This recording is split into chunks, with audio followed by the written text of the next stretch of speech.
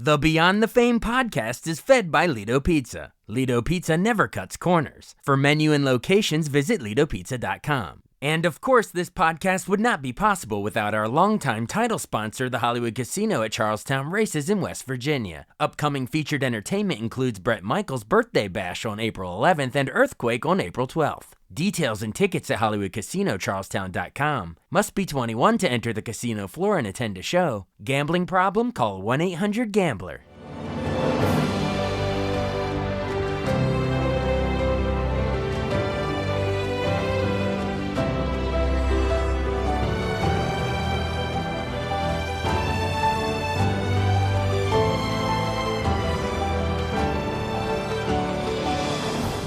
Welcome to the newest episode of Beyond the Fame with Jason Fraley. I'm your host, Jason Fraley, picking the brains of the top filmmakers, musicians, and artists of our time. Emmy winner Paul Walter Hauser stars in the new movie The Luckiest Man in America, based on the true story of a game show contestant who memorized the whammy pattern on Press Your Luck.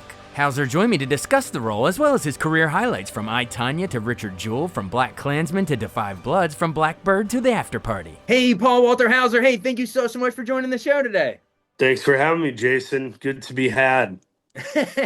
Lots of fun will be had. We're talking The Luckiest Man in America in theaters now. My wife and I watched it, and we were both remarking how fast it moves. Like it ended, and we were like, "Whoa!" Like that was an entertaining ride. So hats off. Man. Yeah. I thought the pacing was one of the best parts of the movie. It does move really well, and it doesn't overstay its welcome like some movies do. And yeah, hopefully I think film people are going to appreciate like the cinematography and the art direction and everything. And then I think your average moviegoer will love the cast. It's a cast of, familiar faces. Oh, that's so funny you say that, because yeah, as a film person, I'm geeking out of like the POV shots of you as the set is spinning around, or the symbolic nature that you've taped over home movies with game show footage. There's a lot of cool geek out stuff. But before we get into any of that, for the regular viewers, give them the premise really quick. Remind them, who Michael Larson was and what the basic setup. Yeah, no, Michael Larson was it's just sort of a mischievous guy. He became a bit of a grifter and a con man, and he would find ways to make money quickly and easily, and nothing wrong with that. Later in life, it became a bit of an issue, but we're chronicling one of the more honest days work that Michael Larson had, which was he had memorized the 5 pattern algorithm of how to win the game show Press Your Luck. So he goes on the show and, of course, wins way more money than anyone's supposed to win or has.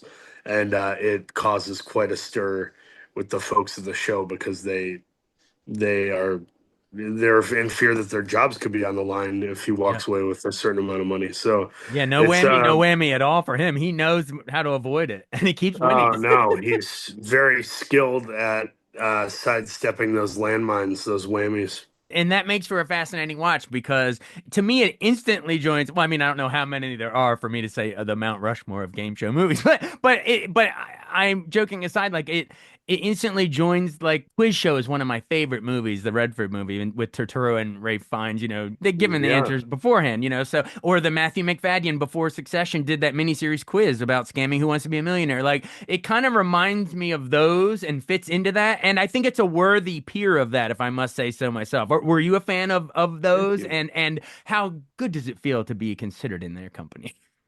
It's good. I'm obsessed with Quiz Show. I've seen it 6 or 7 times. It's one of my 10 favorite movies of the 1990s. One of my favorite movies, period. Yes, thank you for saying that, because everyone obviously holds up Pulp Fiction and Shawshank and Gump and the other movies from '94. But I had a film professor show us Quiz Show in a film class, and we broke down, Redford's direction and stuff. And I was riffing with Hank Azaria about it the other day, and I agree, it is equally as good as those movies.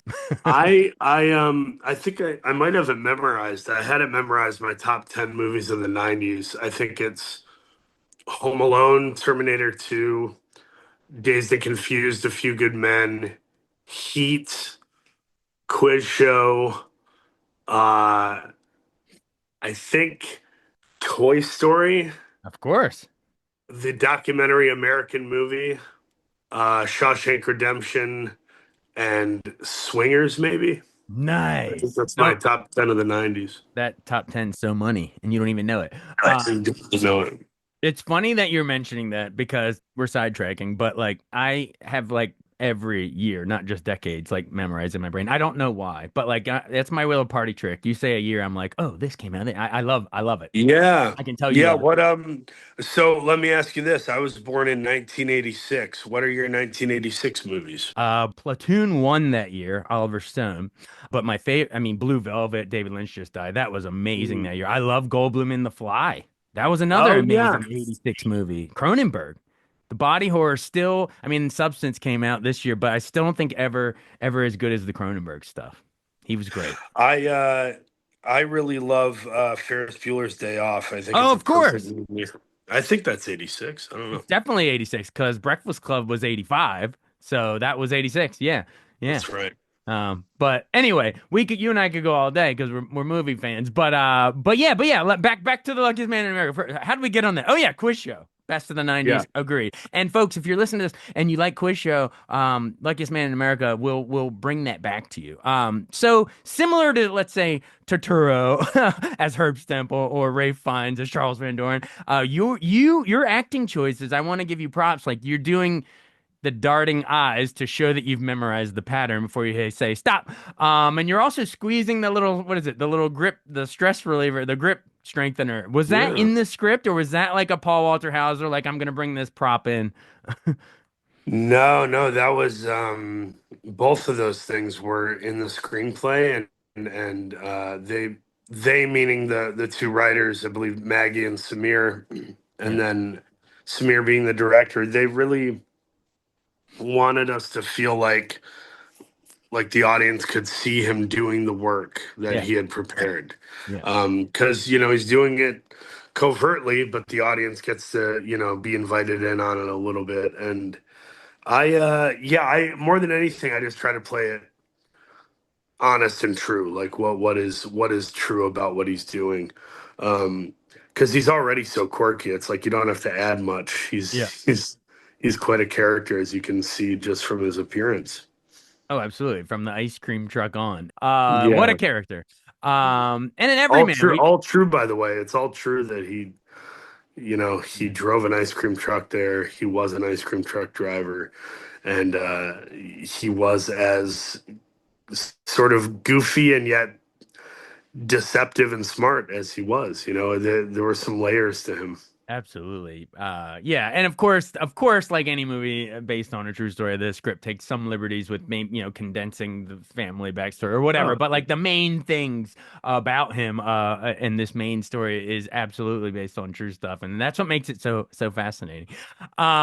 Awesome. And then we have to brag on your co-stars really fast because David Strathairn is like the producer or helping, doing the auditions. Gosh, Edward R. Murrow, good night and good luck. Come on. The River Wild, so many great roles. And then Walter Goggins is crushing it in White Lotus season 3, and he's the host in this. So what was it like getting to duke it out, as an actor with current icons like that? yeah, I felt very, very blessed. We shot this movie during the actors' strike. It was one of the ones that was Ah, negotiated independently before the strike.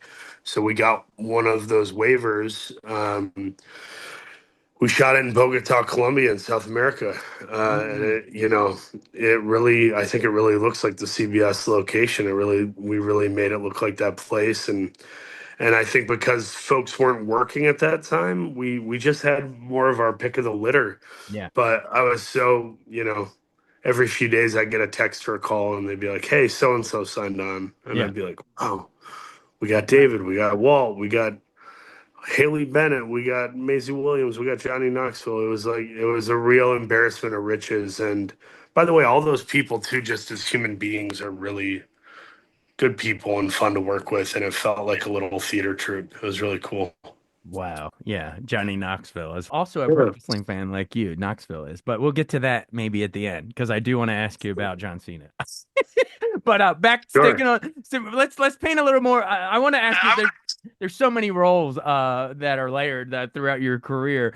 I know you're born in you're 86, so yeah, like you said. But October 15th, I'm October 16th, so there you go. That's Oh awesome. wow. I'm Yeah, 84, a but yeah, couple we're of little got that Libra Libra babies. Libra I don't know action. what Libras are. I think they're like creative and emotional or sensitive. And we're about the scales, I think. It's like trying to keep everything balanced and, That seeing sounds both right. sides to Yeah, things, I I think. haven't figured that out, but yeah. Me either. My wife reminds me that it's all scales are bad. But Yeah. yeah, but yeah, so and you just listed all the movies from the 90s you love. So but when did you actually decide to pursue acting? What did I read you dropped out of college and that was when you made the move or what was it? I think when I was about 10 years old, I fell in love with comedic acting. So by 1996, the movies that were big for me were The Jerk and Billy Madison, Dumb and Dumber, Mrs. Doubtfire, Oh Ace yeah. Ventura. Like, there were just some comedy legends doing golden performances, just these awesome performances. And You grew up watching We Got No Food, We Got No Jobs, Our Pets' Heads Are that's Falling Off. our pads heads are falling up. Yeah, it's the greatest. My mom used to always quote that line. It would make her laugh so hard. But yeah, no, comedy was my way in, but it wasn't until like 96, 97 I started to watch more grown-up movies and I remember two big ones for me were A Few Good Men and As Good as It Gets.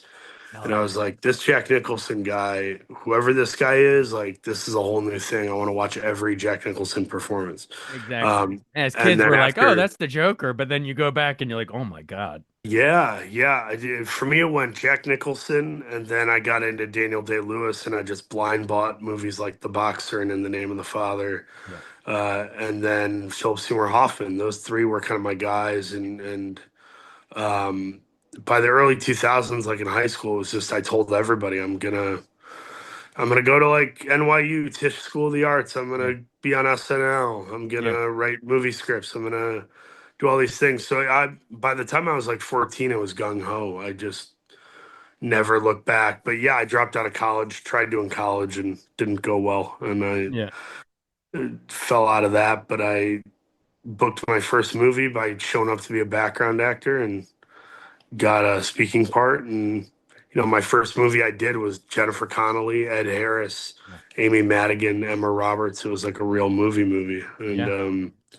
I got to move to LA and start auditioning. And I had I don't know, I was just very ambitious, man. I was very ambitious. Like I was advantageous. I didn't take any audition lightly. I treated the scrimmage like the Super Bowl, you know. I love it. Not bad for a boy from Michigan. Not bad, Not man. It's bad, been man. a nice run. Exactly. Awesome. And I guess yeah, probably Home Improvement as a comedy of Detroit set. But I'm just trying to think of what Michigan touchstones might have been. But anyway, uh, Oh. uh, Dun, dun, dun, dun, dun, dun, dun, dun, dun, dun, dun, dun, dun, dun, dun, dun, dun, dun, dun. dun, Oh, uh, are we gonna get the kids? No, no, no, no. Anyway, there's that little background chatter I after the love first that. season. Anyway, Love that. But by the way, there's something about 1990s TV sitcom themes that are just like the best. evergreen. They're I, beautiful. oh, Yeah. we Fresh Prince to Full House. We all still sing them. Yeah. Awesome. So you make the leap from Michigan and you're going into acting. And I think one of the first things I remember seeing in was I, Tanya, as Tanya Harding's bumbling bodyguard hired to take out Nancy Kerrigan and Sebastian Stan, ex-husband Jeff Galooly, you guys, and Margot Robbie's awesome. Allison Janney. I mean, unbelievable. But Yeah. what was it about the script that because it really it took a real material and treated it kind of fast and loose, and I love how like 2/3 of the way it cuts back to Janny talk direct address, like where the hell's my storyline? But did it leap off the page when you were reading that? Like it must have been like, oh, this is special. It leapt off the page. I vividly remember reading it and laughed. The first time I read it, I laughed a lot. And Yeah. it kind of felt like a Christopher Guest movie where I'm like, Oh who yeah. are these people? The second time I read it, I kind of was like, oh, this is actually kind of sad. And like Yeah. the humor became background, and I really understood the pain and plight of those characters. Yeah. These undereducated yet ambitious folks who, secretly they just want to all be loved and want to feel safe. maybe not Sean Eckhart. I don't know. Sean was on some other other shit, as they say. But I knew the script was good, and I was like, man, if we can pull this off, if it's cast right, if the Yeah, director gets it, and then I was a fan of Craig Gillespie because of Lars and the Real Girl, yeah, of course, and I'm a lifelong fan of Allison Janney. of I'd course. watch her read the phone book, you know what I mean? Yeah, And then Margot, it was like she was the new kid on the block with Wolf of Wall Street and Suicide Squad. So I was like, wow, this could be a big deal. And then, of course, yeah, after the movie came out, people didn't know my name, but they at least knew my face. Or if I said, right. what have you been in? I did I, Tanya. Oh, you're the guy who, Oh, you're that guy. Yep. That was So it was a your. really, really, really helpful moment for me Yeah. career wise, where Yeah. that the whole world didn't see that movie, but the whole town of Hollywood saw it. Right. That was your "Oh, you're that guy" movie. But then you go from one Olympic true story to another in Richard Jewell, completely different, tones. And this is Clint Eastwood, 2019. Um, Yeah. what fascinated me about that role was most of us in the public, I grew up the same age, roughly as you, but most of us had a false memory that he did that Atlanta Olympic bombing in Summer Games of Yeah. '96. Like, and that's a rare, what is it? Is it the Bernstein Bear effect, Mandela effect, whatever? Like, but why do we remember Yeah. it wrong? So, what was it like for you having to almost fight a public perception of us watching it or remind them, no, no, no, he was a dutiful guy who actually was a hero? Like, that must be an interesting needle to thread. It's sad. It's just like it's crazy to think that this person who did something so noble and brave and all that is being vilified for decades. I mean, Yeah. it realistically it shortened his life. Oh, I think yeah. he would have lived longer had he not endured all of that. Because his mother talked about how he put on more weight after that incident and Mm, the stress of it all. But I looked at it like this is a victory lap for the Jewel family, a victory lap for truth, and of course, once again, just like I, Tanya, I was surrounded by Sam Rockwell, Kathy Bates, John Hamm, Olivia Wilde, Clint Eastwood. It's like, dude, yeah, I said this to somebody last night. I was at a Laker game. Someone was complimenting my work, and I said to them, I said, you got to understand that I get too much credit sometimes. Like, this is God. Like, I wake up and there's an email offering me an audition or a straight offer on a movie, and it changes your life. And all you got to do is show up and be kind and accountable.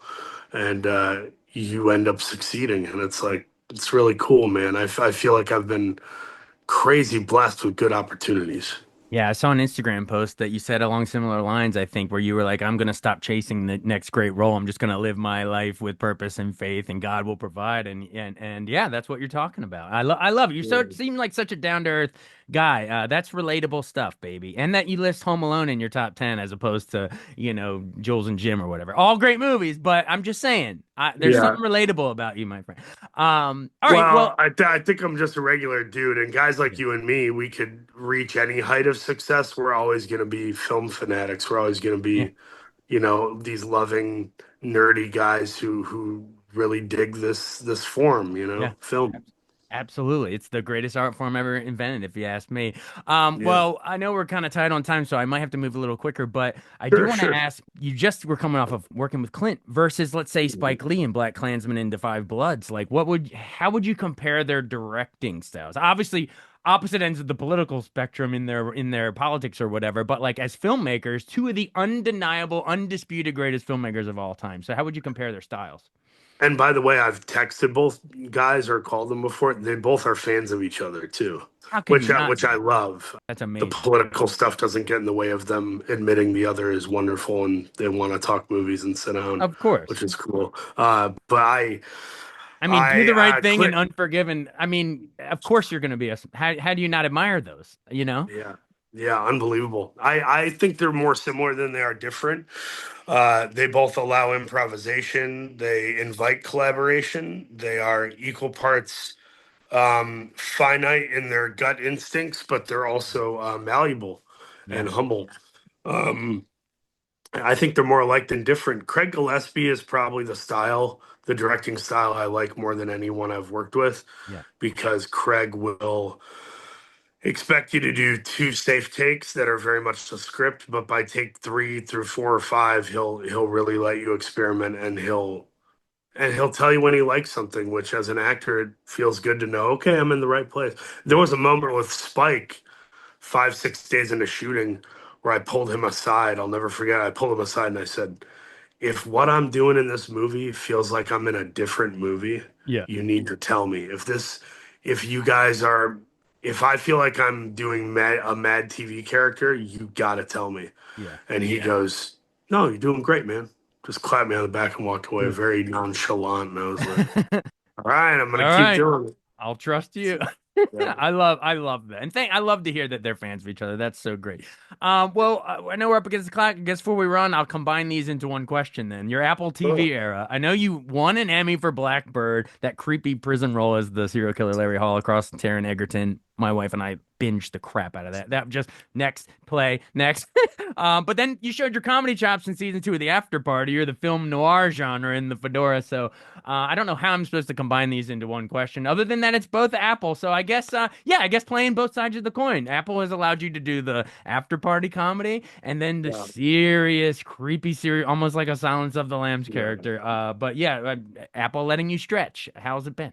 It's great. It's just nice to know that when Dennis Lehane casts you off your, Zoom audition, or Chris Miller and Phil Lord send you a DM on social media and say, "Hey, we have this part that we kind of wrote for you." Like that's the coolest, man. I have the utmost respect for Dennis and Phil and Chris and creatives like that. So it's awesome. And yeah, hopefully showing one's range will provide opportunities in the future. And with this movie, The Luckiest Man in America, once again, I feel like I get to do a little drama, a little comedy, and tell a cool story. Absolutely. And forever now, Emmy winning Paul Walter Hauser, with the most down to earth acceptance speeches you'll probably ever hear. Well, maybe Kieran Culkin, but you're just a regular guy up there accepting stuff. Yeah, I'll end on this story, which Yeah. is a good one. I saw Jeff Bridges at an award show. It was like the AARP Awards. It's like, Yeah. awards for old people or something. Yeah, yeah, yeah. And they were all kind of, tongue in cheek, making fun of it a little bit. But John Goodman's at a table with Bridges and all these cool people, and I just did a drive-by compliment to Bridges and said hi, Yeah. shook his hand, and he goes, "Hey, man, I really like your acceptance speeches. They've been the highlight of this award Yeah. season." And I That's go, "Oh, great. you too." I go, "You too, man. I love your speech where you talk about the I forget what he calls it, but he says something about a boat. He makes a boat analogy, and he Yeah. talks about it. And he goes, "Oh no, man." He goes, "That's not the same thing." He goes, "When I'm up there, I'm doing my performance." But he goes, you're the real deal." And I was just like, that was the coolest compliment, to basically Yeah. have Jeff Bridges, the Lebowski, tell me you're just being yourself up there. And I'm like, that's cool. Well, That you put was the Lebowski Walter into Paul Walter Hauser. Is this your awesome. Oh, so homework, Larry? Walter You Sobchak. see what happens when you F a stranger in the When you F a stranger in the A, Larry. Hey, Brilliant. you're amazing. I know you got to leave. I guess what Oh, question do we'll you do want? we'll do I'm this. interviewing Bischoff in a couple weeks for a WrestleMania preview. What Oh question wow. do you want me to ask him about the Cena heel turn? Um, if Cena did a heel turn that was in step with Hollywood Hulk Hogan, Hmm. who on the roster or free agent should be Cena's Hall and Nash? Oh, I like that. Do you have any thoughts? Ask them that. Does Rollins join? Honestly, I think Hall and Nash, their big thing was that they felt like they were from a different company. So Oh, to me, it's like if oh, Cena grabbed two AEW guys, uh, and that like would be like, whoa, what's like an going on MJF here? or interesting. All right, we got to think on that Yeah. one. I'll pose it to Eric. Pose it Hey, to him. He's a good guy. oh, absolutely. Yeah. Yeah, he's been on before. He's awesome. I love your work if you can't tell, and you just seem like Thanks, an dude. awesome. I could talk to you all day long. Well, we'll Everybody, we'll we'll do this again. I got like five more movies coming out this year, so let's do it again. hit me up. But first, everyone, Luckiest Man in America in theaters now. Check it out. Thanks. I appreciate it. Nice meeting you. Thank you, brother. Good to meet you. See ya. Bye. Thanks so much for listening to Beyond the Fame with Jason Fraley. Our theme music is Scott Buckley's Clarion. Remember to give us a 5-star rating if you like what you hear. We'll see you next time.